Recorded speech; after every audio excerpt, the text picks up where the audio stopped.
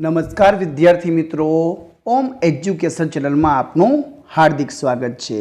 आज आपणे दिनांक 2 सप्टेम्बर रोज लेवानार एकम कसोटी अंतर्गत धोरण 8 में जे हिंदीनु पेपर है ए पेपरना अभ्यास माटेनु पेपरना संपूर्ण सोल्यूशन करवानुं छे। विद्यार्थी मित्रों, जो तमे अमारी चैनल पर नवा होय तो चैनल ने सब्सक्राइब कर लीजो, जेथी करीने नवा नवा विडियो तमने मळता रहे।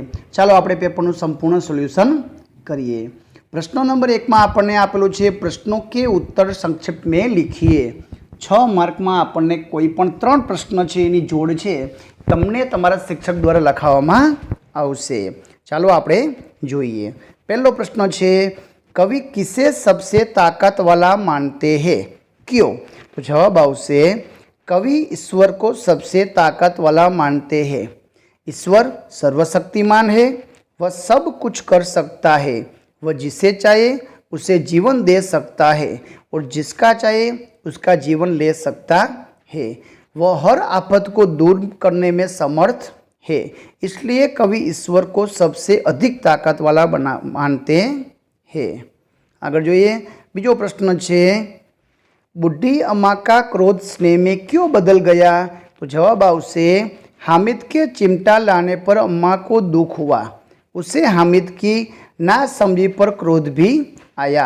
हामिद ने दादी से कहा कि रोटियां पकाते समय तुम्हारी उंगलियां जल जाती थी, इसलिए मैं चिमटा लाया हूँ।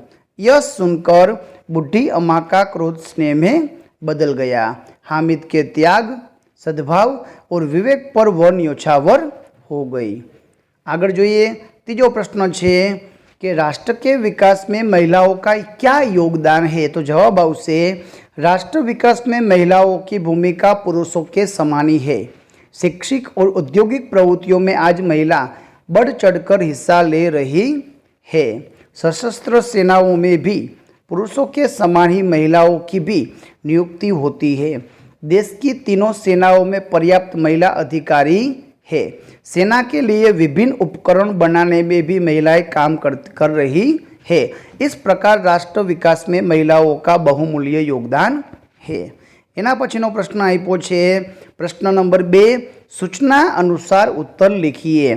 6 मार्क में आपने कोईपण एक विभाग है शिक्षक द्वारा लखवामां आवशे। पहलो एमां आपेलो छे दिए गए शब्दों का समानार्थी शब्द लखवाना छे ने वाक्य बनाववानो छे। पृथक तो अलग, तो वाक्य बने भारत में अलग अलग जाति के लोग रहते हैं। बीजू आपेलू छे विरोधी शब्द लखवानो छे ने वाक्य प्रयोग, तो समझ एनु विरोधी थाशे ना समझ। बच्चे ना समझ होते हैं। तीजू छे मुहावरानो अर्थ अने वाक्य, तो बाल बाका न होना तो जरा भी नुकसान न होना। डाको ने गोलियां चलाई थी पर किसी का बाल बाका भी न हुआ। तो आ रीते आपणे जवाब लखवानो छे। प्रश्न नंबर 3 में आपेलू छे निम्नलिखित एक वचन वाक्य को बहुवचन में परिवर्तित कीजिए। तोता पिंजरे के अंदर बैठा है, तो बहुवचन में थाशे तोते पिंजरे के अंदर बैठे हैं। यह कार्य मुझसे नहीं हो सकेगा, तो यह कार्य हमसे नहीं हो सकेगा। तीजू छे मैं स्वयं चला जाऊंगा, तो हम स्वयं चले जाएंगे। नंबर 4 जंगल में हाथी ने उत्पात मचाया, तो जंगल में हाथियों ने उत्पाद मचाए। तो आ रीतना एक वचनना बहुवचन करवानो छे। एना पछी प्रश्न नंबर 4 आपेलो छे। प्रश्न नंबर 4 में कीधुं छे रेखांकित शब्दों का लिंग बदलकर वाक्य फिर से लिखिए। मालिक तो माली, मालिन तो माली, तो मालिन सुंदर मालाएं बनाती है, तो माली सुंदर मालाएं बनाता है। बनाता लखवानुं छे। सेठ ने नौकर को बुलाया, सेठनु सेठाणी, तो सेठाणी ने नौकर को बुलाया। नंबर 3 उसकी सास बड़ी भाग्यवान है, सास तो ससुर, तो उसका ससुर बड़ा भाग्यवान है। छात्रा तो छात्र, तुम किस स्कूल का छात्र हो? तो आ रीते आपणे लिंग बदलावीने वाक्य फरीथी लखवानुं छे। नंबर 5 में आप्युं छे रूपरेखा के आधार पर कहानी लिखिए एवं योग्य शीर्षक दीजिए। अहीं आपने वार्ता लखवानी छे। अहीं आपने अलग अलग मुद्दाओ आपेला छे। ई मुद्दानो उपयोग करीने आपणे वार्ता लखवानी छे, शीर्षक देवानुं छे अने छेल्ले सीख पण लखवानी छे। तो अहीं एक ब्राह्मण स्त्री नेवला पालना, पानी भरने का बाहर जाना, लौटने पर नेवले का खून से लथपथ मुँह देखना। तो आ मुद्दाओ छे एनो अभ्यास तमे करी लेजो।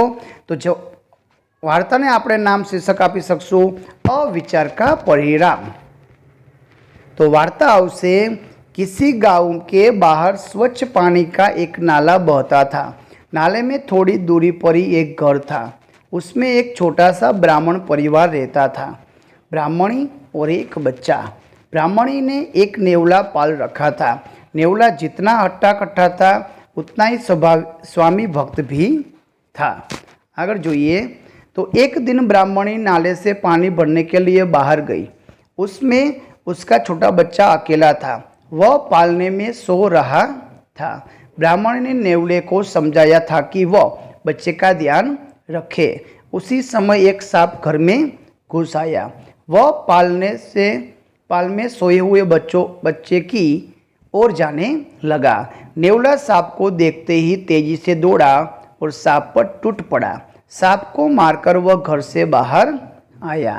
उसी समय ब्राह्मणी पानी भरकर लौटी। उसने दूर से नेवले का खून से लथपथ मुंह देखा। उसने सोचा कि उसकी गैरहाजिरी के में नेवले ने उसके बच्चे को मार डाला। वह एकदम आपे से बाहर हो गई और उसने पानी से भरा घड़ा नेवले पर पटका। नेवला वही ढेर हो गया, मतलब मर गया। ब्राह्मणी जब घर के भीतर पहुंची तो उसने देखा कि उसका बच्चा चैन से सो रहा था। उसके पालने के पास मरा हुआ सांप पड़ा था। यह देखकर ब्राह्मणी सारी बात समझ गई। उसने बालक को बचाने वाले नेवले को मार डालने का उससे बड़ा दुख हुआ। तो आना उपरथी आपने सीख मळे छे कि बिना सोचे समझे कोई काम करने से पछताना पड़ता है।